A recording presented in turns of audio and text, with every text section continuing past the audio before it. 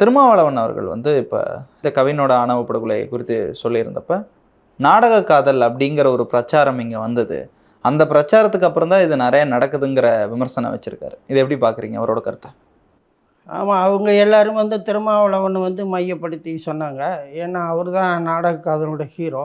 அதனால் அவரை மையப்படுத்தி சொன்னாங்க. அது அவர் இல்லைன்னு அவர் சொல்லிருக்காரு. மற்றபடி அது சமூக பிரச்சனையா இல்லை. நாடக காதல்ங்கிறது என்ன? இவங்க சொல்ற நாடக காதல்ங்கிறது என்ன?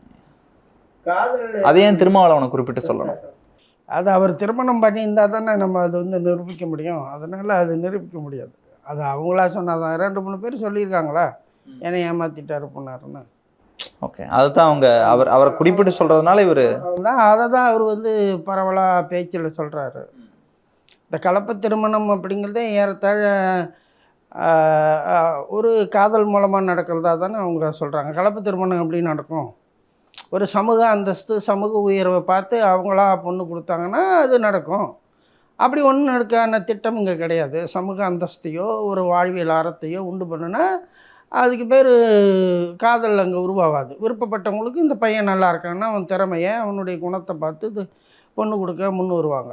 இவங்க அப்படி இல்லாட்ட கலப்பு திருமணம் அப்படின்னா அவனுக்கு வேறு வழி என்ன இருக்குது? அப்போ அவன் கலப்பு திருமணம் பண்ணால் காதலிச்சு தான் ஆகணும்.